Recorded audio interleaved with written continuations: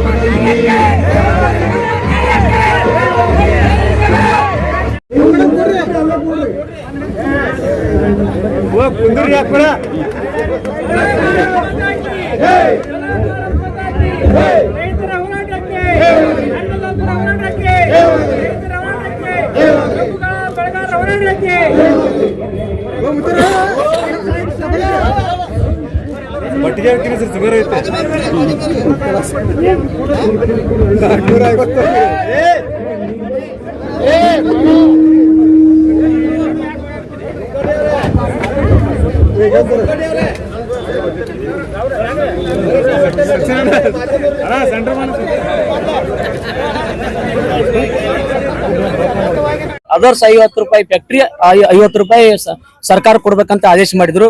ಅದನ್ನ ಗೊಂದಲದಲ್ಲಿದ್ವಿ. ಬಿಜಾಪುರ ಜಿಲ್ಲೆಯಲ್ಲಿ ನಮ್ಗೆ ಅಷ್ಟು ರಿಕವರಿ ಇಲ್ಲ. ನಮಗಿದು 100 ರೂಪಾಯಿ ಘೋಷಣೆ ಮಾಡೋದು ಸಿಗ್ತೈತಿಲ್ಲ ಅಂತ ಗೊಂದಲದಲ್ಲಿದ್ವಿ. ನಿನ್ನೆ ಜಿಲ್ಲಾಧಿಕಾರಿಗಳು ಬಂದು ಅದು ಸಿಗುತ್ತಂತೇಳಿ ನಮ್ಗೆ ಹೇಳಿದ್ರು. ಆದ್ರೂ ಕೂಡ ಒಪ್ಪಿರ್ಲಿಲ್ಲ. ಅಧಿಕೃತವಾಗಿ ತಮ್ಮ ದಾಖಲಾತಿಗಳನ್ನ ತಗೊಂಡ್ಬಂದು ನಮ್ಮ ಬೇಡಿಕೆಗಳಿಗೆ ಸ್ಪಂದನೆ ಮಾಡಿದ್ರೆ ಮಾತ್ರ ಅಂತ ಹೇಳಿದ್ವಿ. ಈಗ ಅವರು ಬಂದು ಈಗ ರಿಕವರಿಯನ್ನು ಹೊರತುಪಡಿಸಿ ಆ 100 ರೂಪಾಯಿ ರೈತರಿಗೆ ಒಂದು ಕ್ವಿಂಟಲ್ಗೆ 1 ಟನ್ಗೆ 100 ರೂಪಾಯಿ ನೇರವಾಗಿ ಬರ್ತೈತೆ ಅಂತಕ್ಕಂಥ ಒಂದು ಆದೇಶವನ್ನು ಕೊಟ್ಟರು. ಅದ್ರ ಜೊತೆಗೆ ನಮ್ಗೆ ಈಗ ನಾವು ಇನ್ನ ಹೋರಾಟ ಮುಂದುವರಿಸಬೇಕಂತ ವಿಚಾರದಲ್ಲಿ ಇದ್ರೂ ಕೂಡ ಈಗ ನಮ್ಗೆ ಕಬ್ಬು ಕಟಾವ್ಗೆ ಬಂದಿದೆ. ಹೀಗಾಗಿ ಕಾರ್ಮಿಕರು ಕೂಡ ಈಗಾಗಲೇ ಒಂದು 20 ದಿನದಿಂದ ಬಂದಿದ್ದಾರೆ. ಅವರು ಕಾರ್ಮಿಕರು ನಮ್ಮವರೇ. ಹೀಗಾಗಿ ಬಿಜಾಪುರ ಜಿಲ್ಲೆ ಎಲ್ಲಾ ಕಬ್ಬು ಬೆಳೆಗಾರರು ಹಾಗೂ ಎಲ್ಲಾ ರೈತ ಮುಖಂಡರು ಸೇರ್ಕೊಂಡು ಇವತ್ತು 100 ರೂಪಾಯಿಯನ್ನು ಹೆಚ್ಚಿಗೆ ಗೌರ್ಮೆಂಟ್ ಕೊಡ್ತೈತಿ. ಅದ್ರ ಜೊತೆಗೆ 10.25 ರಿಕವರಿಗೆ 3200 ರೂಪಾಯಿ ಕೊಡಬೇಕು.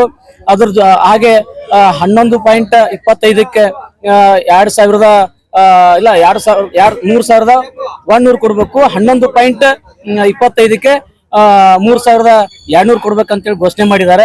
ನಮ್ಮ ಬಿಜಾಪುರ ಜಿಲ್ಲೆಯಲ್ಲಿ ಅಷ್ಟಿಲ್ಲ. ಅದರಲ್ಲಿ ಕೇವಲ ಒಂದು 4 ಫ್ಯಾಕ್ಟರಿಗಳು ಮಾತ್ರ ಇರಬಹುದು.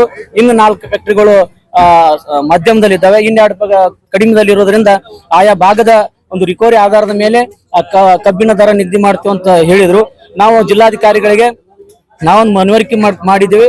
ನಮ್ಗೆ ಬೇಡಿಕೆ ಇಟ್ಟಿದ್ದೀವಿ. ಈ ವರ್ಷನ ಏನು ಕಬ್ಬು ಕಟಾವಿದೆ ಆ ಕಬ್ಬು ಕಟಾವ್ ಮಾಡುವಾಗ ನಮ್ಮ ರಿಕವರಿಯನ್ನ ಈಗಲೇ ಚೆಕ್ ಮಾಡಬೇಕು. ಆಮೇಲೆ ನಮ್ಮ ಕಾಟಾದಲ್ಲಿ ಮೋಸ ಆಗ್ತಾ ಇದೆ. ಆ ಕಾಟಾದಲ್ಲಿ ಮೋಸ ಆಗ್ತಕ್ಕಂತ ಒಂದು ಏನು ನಮ್ಮ ಜಿಲ್ಲಾಡಳಿತದಿಂದ ಒಬ್ಬ ರೈತ ಮುಖಂಡರನ್ನ ಸೇರಿಸಿಕೊಂಡು ಒಂದು ಸಮಿತಿಯನ್ನು ಮಾಡಿ ಅದನ್ನು ಚೆಕ್ ಮಾಡ್ತಕ್ಕಂಥದ್ದು ಒಂದು ಹಿಡಿದಿವಿ.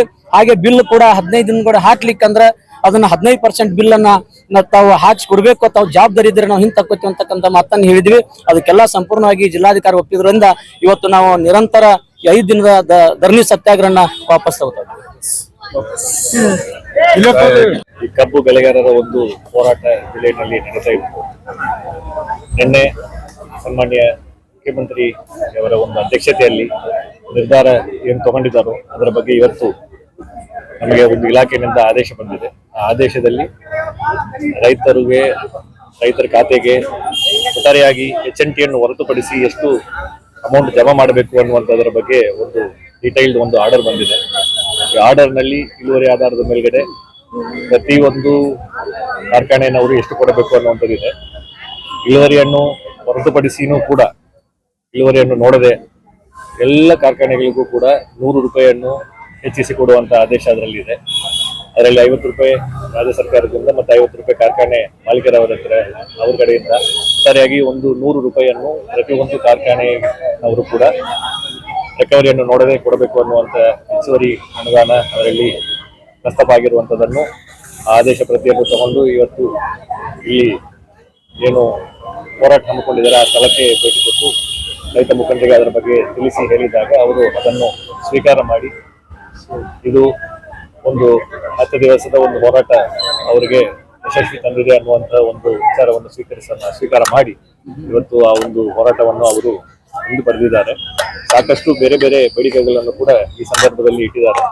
ಅದರಲ್ಲಿ ಲಾಂಗ್ ಟರ್ಮ್ ಮೆಷರ್ಸ್ ಕಾಯಮಾಗಿ ಅವರಿಗೆ ಈ ಸಿಸ್ಟಮ್ಯಾಟಿಕಲಿ ಏನೇನು ಇಂಪ್ರೂವ್ಮೆಂಟ್ ಮಾಡಿಕೊಡಬೇಕು, ಅದು ವೆಯ್ಟ್ ಬಗ್ಗೆ ಇರುವಂತದ್ರಲ್ಲಿ ಆಗಿರ್ಬೋದು, ಈ ರಿಕವರಿ ಬಗ್ಗೆ ಆಗಿರುವಂತದ್ರಲ್ಲಿ ಆಗಿರ್ಬೋದು, ಈ ಟೈಮ್ಲಿ ಪೇಮೆಂಟ್ ಮಾಡುವಲ್ಲಿ, ಈ ಮೂರು ವಿಚಾರಗಳಲ್ಲಿ ಏನೇನು ಒಂದು ರಿಫಾರ್ಮ್ ಮಾಡಬೇಕು ಅನ್ನುವಂಥದ್ರ ಬಗ್ಗೆನೂ ಕೂಡ ಪ್ರಸ್ತಾಪವನ್ನು ಮಾಡಿದ್ದಾರೆ. ಅಲ್ಲಿ ಕೂಡ ಏನು ಅವ್ರಿಗೆ ಮೋಸ ಆಗ್ತಾ ಇದೆ ಅದನ್ನು ತಡೆಗಟ್ಟುವ ನಿಟ್ಟಿನಲ್ಲಿ ಅವರನ್ನು ರೈತರನ್ನು ಒಳಗೊಂಡ ಒಂದು ತಂಡವನ್ನು ಕೂಡ ಮಾಡುವಂತ ಒಂದು ನಿರ್ಧಾರವನ್ನು ತಗೊಂಡಿದ್ದೇವೆ. ಆ ಕಮಿಟಿಗಳಲ್ಲಿ ರಿಕವರಿ ಚೆಕ್ ಮಾಡುವಂಥದ್ದು ಕಮಿಟಿ ಆಗಿರ್ಬೋದು ಅಥವಾ ವೆಯ್ಟ್ ಚೆಕ್ ಮಾಡುವಂತ ಕಮಿಟಿ ಆಗಿರ್ಬೋದು, ಕಂದಾಯ ಇಲಾಖೆ, ಆಹಾರ ಇಲಾಖೆ, ಕೃಷಿ ಇಲಾಖೆ ಜೊತೆಗೆ ರೈತ ಮುಖಂಡರನ್ನು ಒಳಗೊಂಡ ಒಂದು ಸಮಿತಿಯನ್ನು ಪಾರದರ್ಶಕವಾಗಿ ಅದನ್ನು ಹೋಗಿ ಚೆಕ್ ಮಾಡಿ 15 ದಿವಸಕ್ಕೊಮ್ಮೆ ಅನಿರೀಕ್ಷಿತ ಒಂದು ವರದಿಯನ್ನು ತಗೊಂಡು ಅದನ್ನು ಜಿಲ್ಲಾಡಳಿತಕ್ಕೆ ಸಲ್ಲಿಸಬೇಕಂತ ಸೂಚನೆಯನ್ನು ಲಿಖಿತವಾಗಿ ಆದೇಶ ಹೇಳಿದ್ದೇವೆ. ಜೊತೆಗೆ ಆ ರಿಪೋರ್ಟ್ ಅನ್ನು ನಮ್ಮ ಚೈನ್ ಕಮಿಷನರ್ಗೂ ಕೂಡ ಅದನ್ನು ಕೊಡುವಂತ ಒಂದು ವ್ಯವಸ್ಥೆ ಮಾಡಿದ್ದೇವೆ. ಅದನ್ನು ಬಿಟ್ಟು ಕೂಡ ಸಾಕಷ್ಟು ಬೇರೆ ಬೇರೆ ಬೇಡಿಕೆಗಳಿದೆ. ಅದನ್ನು ಪಾಲಿಸಿ ಡೆಸಿಷನ್ ನಲ್ಲಿ ಏನೇನು ಚೇಂಜಸ್ ತರಬೇಕನ್ನುವಂಥದ್ರ ಬಗ್ಗೆ ಅದು ಸರ್ಕಾರಕ್ಕೆ ಇವರಿಗೆ ಬೇಡಿಕೆಯನ್ನು ಏನು ಕೊಟ್ಟಿದ್ದಾರೆ ರೈತ ಮುಖಂಡ ಅದನ್ನು ಕೂಡ ಸರ್ಕಾರ ಮಟ್ಟದಲ್ಲಿ ಅದನ್ನು ತಲುಪಿಸ್ತೇವೆ. ಸರ್, ಈಗಾಗಲೇ ರೈತರ ಒಂದು ಮುಂದಿನ ದಿನಗಳಲ್ಲಿ ಮತ್ತೆ ಸಮೀಕರಿತೇನೆ ಅಂತಂದ್ರೆ ಅದು ಯಾವ ರೀತಿ? ಈಗ ಸದ್ಯಕ್ಕೆ ಕಬ್ಬು ಒಂದು ಕ್ರಷಿಂಗ್ ಸೀಸನ್ ತುಂಬಾ ಹತ್ರ ಬಂದಿದೆ. ಎಲ್ಲ ಒಂದು ರೈತರದು ಕೂಡ ಆದಷ್ಟು ಬೇಗ ಅದನ್ನು ಕಬ್ಬು ಕ್ರಷಿಂಗ್ ಅನ್ನು ಸ್ಟಾರ್ಟ್ ಮಾಡಿ ಅವರಿಗೆ ಕೂಡ ಅವರಿಗೆ ಬರಬೇಕು. ಇದು ಆಲ್ರೆಡಿ ಕ್ರಷಿಂಗ್ ಸ್ಟಾರ್ಟ್ ಆಗಿರುವಂತ ಹಿನ್ನೆಲೆಯಲ್ಲಿ ಈಗ ಏನು ಸರ್ಕಾರ ಆದೇಶ ಬಂದಿದೆ ಆ ಆದೇಶಕ್ಕೆ ಬದ್ಧವಾಗಿ ಅದರಲ್ಲಿ ಕೊಟ್ಟಿರುವಂತಹ ದರ, ಯಾಕಂದ್ರೆ ಲಾಸ್ಟ್ ಒಂದು 10 ದಿವಸದಿಂದ ದರದ ಬಗ್ಗೆ ಇರುವಂತಹ ಒಂದು ಹೋರಾಟ, ಬೇರೆ ಬೇರೆ ವಿಚಾರಗಳಿದ್ರೂ ಕೂಡ ಪ್ರಮುಖವಾಗಿ ದರದ ಒಂದು ಬೇಡಿಕೆ ಇರುವಂತಹ ಹಿನ್ನೆಲೆಯಲ್ಲಿ ಇವತ್ತು ಒಂದು ಅದಕ್ಕೆ ಉತ್ತರ ಸಿಕ್ಕಿದೆ. ಆ ಒಂದು ಉತ್ತರದಿಂದಾಗಿ ಇವತ್ತು ಹೋರಾಟವನ್ನು ಏನು ತೆಗೆದುಕೊಂಡಿದ್ದಾರೆ. ಆ ಒಂದು ನಿಟ್ಟಿನಲ್ಲಿ ಇವರು ಕಾರ್ಖಾನೆಗಳನ್ನು ಮುಂದುವರಿಸಿಕೊಂಡು ರೈತರಿಗೆ ಅನುಕೂಲ ಮಾಡಿಕೊಡುವಂತ ನಿಟ್ಟಿನಲ್ಲಿ ಮುಂದಕ್ಕೆ ಹೋಗ್ಬೇಕು ಅನ್ನೋ ವಿಚಾರ ಇದೆ. ಸಭೆಗಳು ಇನ್ನೂ ಕೂಡ ಕಾಯಮಾಗಿ ಏನು ಲಾಂಗ್ ಟರ್ಮ್ ಸೊಲ್ಯೂಷನ್ ಬೇಕಾಗ್ತದೆ, ಅದು ಕೋಆರ್ಡಿನೇಷನ್ ಫ್ಯಾಕ್ಟರಿಗಳಿಗೆ ಮತ್ತೆ ರೈತರಿಗೆ ಇರುವಂತಹ ಗ್ಯಾಪ್ ಅನ್ನು ಒಂದು ಸಮನ್ವಯ ಸಾಧಿಸುವ ಮುಖಾಂತರ ಆ ಒಂದು ಗ್ಯಾಪ್ ಅನ್ನು ಕಡಿಮೆ ಮಾಡಿ ಅವರಿಗೆ ಮಧ್ಯದಲ್ಲಿ ಏನು ಇನ್ಪುಟ್ಸ್ ಕೊಡ್ತಾ ಇದ್ದಾರೆ, ಮೆಚುರಿಟಿ ಬಗ್ಗೆ ಆಗಿರುವಂತದ್ದು, ಸೀನಿಯಾರಿಟಿ ಪ್ರಕಾರ ಕಟ್ ಮಾಡಬೇಕಾಗಿರುವಂತದ್ದು, ಈ ರೀತಿ ಬೇರೆ ಬೇರೆ ಸ್ಥಳೀಯವಾಗಿ ಇರುವಂತಹ ಪ್ರಾಕ್ಟಿಕಲ್ ಪ್ರಾಬ್ಲಮ್ಸ್ ಏನಿದೆಯಲ್ಲ ಅದರ ಬಗ್ಗೆನೂ ಕೂಡ ಸೂಕ್ತ ಒಂದು ಸಮನ್ವಯ ಸಭೆಯನ್ನು ಮುಂದಿನ ದಿನಗಳಲ್ಲಿ ಕರೆಯಲಾಗಿದೆ. ಈಗ ತಕ್ಷಣ ಎಲ್ಲರೂ ಬಿಸಿ ಆಗ್ಬಿಡ್ತಾರೆ. ಈಗ ರಶಿಂಗ್ ಸೀಸನ್ ಇದೆ, ರೈತರು ಬಿಸಿ ಆಗ್ತಾರೆ, ಫ್ಯಾಕ್ಟರಿನವರು ಬಿಸಿ ಆಗ್ತಾರೆ. ಲಾಂಗ್ ಟರ್ಮ್ ಸೊಲ್ಯೂಷನ್ಗೆ ಅವ್ರ ಕಡೆಯಿಂದ ಫ್ಯಾಕ್ಟರಿನವರು ಇನ್ಪುಟ್ ತಗೊಂಡು ಇವ್ರದ್ದು ಇನ್ಪುಟ್ ತಗೊಂಡು ಈಗಾಗಲೇ ಇಲ್ಲಿಗೆ ನಮಗೆ ಜಿಲ್ಲಾಡಳಿತಕ್ಕೆ ಲಿಖಿತ ರೂಪದಲ್ಲಿನೂ ಕೂಡ ಕೊಟ್ಟಿದ್ದಾರೆ. ನಾವು ಈಗಾಗಲೇ 4 ಸಭೆಯನ್ನು ಈಗಾಗಲೇ ಕಂಡಕ್ಟ್ ಮಾಡಿದ್ದೇವೆ. ಆ 4 ಸಭೆಗಳಲ್ಲೂ ಕೂಡ ಬೇರೆ ಬೇರೆ ವಿಚಾರದಲ್ಲಿ ಪ್ರಸ್ತಾಪ ಮಾಡಿದ್ದಾರೆ. ಸುಮಾರು ಒಂದು 15 ಪಾಯಿಂಟ್ ಒಂದು ಬೇಡಿಕೆಗಳನ್ನು ಇಟ್ಟಿದ್ದಾರೆ. ಅದರಲ್ಲಿ ಪ್ರೈಸ್ ಒಂದೇ, ಬಟ್ ಅದು ಬಿಟ್ಟು ಕೂಡ ಬೇರೆ ಬೇರೆ ರೆವೆನ್ಯೂ ಶೇರಿಂಗ್ ಆಗಿರುವಂತದ್ದಾಗಿರಬಹುದು, ಅಥವಾ ಇದು ವೆಯ್ಟ್, ರಿಕವರಿ, ಟೈಮ್ಲಿ ಪೇಮೆಂಟ್ಸು, ಈ ರೀತಿ ಕಾಸ್ಟ್ ಆಫ್ ಕಲ್ಟಿವೇಶನ್ ಕ್ಯಾಲ್ಕುಲೇಟ್ ಮಾಡುವಂಥದ್ದು, FRP ನಿಗದಿ ಆಗುವಂತಹ ವಿಧಾನ, MSP, ಈ ರೀತಿ ಸಾಕಷ್ಟು ವಿಚಾರಗಳಿದೆ. ಅದರಲ್ಲಿ ಅವ್ರು ಏನು ಲಿಖಿತವಾಗಿ ಕೊಟ್ಟಿದ್ದಾರೆ ಅದೆಲ್ಲ ಪಾಲಿಸಿ ಡಿಸಿಷನ್ ಆಗಿರೋದ್ರಿಂದ ಅದನ್ನು ಸರ್ಕಾರಕ್ಕೆ ಕಳಿಸ್ಕೊಡ್ತೇವೆ. ಅಲ್ಲೂ ಕೂಡ ನಿನ್ನೆ ಮಾನ್ಯ ಮುಖ್ಯಮಂತ್ರಿಗಳು ಹೇಳಿದ್ದಾರೆ, ಅದರಲ್ಲಿ ಸುದೀರ್ಘವಾಗಿ ಒಂದು ಚರ್ಚೆ ಮಾಡಿ ಅದರಲ್ಲಿ ಒಂದು ಸಿಸ್ಟಮ್ ಅನ್ನು ಮೆಕ್ಯಾನಿಸಮ್ ಅನ್ನು ಕ್ರಿಯೇಟ್ ಮಾಡಿ ಅದನ್ನು ಸರಿಪಡಿಸೋದಕ್ಕೆ ಒಂದು ಕ್ರಮವನ್ನು ಕೈಗೊಳ್ತಾರಂತ. ಆ ನಿಟ್ಟಿನಲ್ಲಿ ನಾವು ಕೂಡ ವರದಿಯನ್ನು ಸಲ್ಲಿಸ್ತೀವಿ.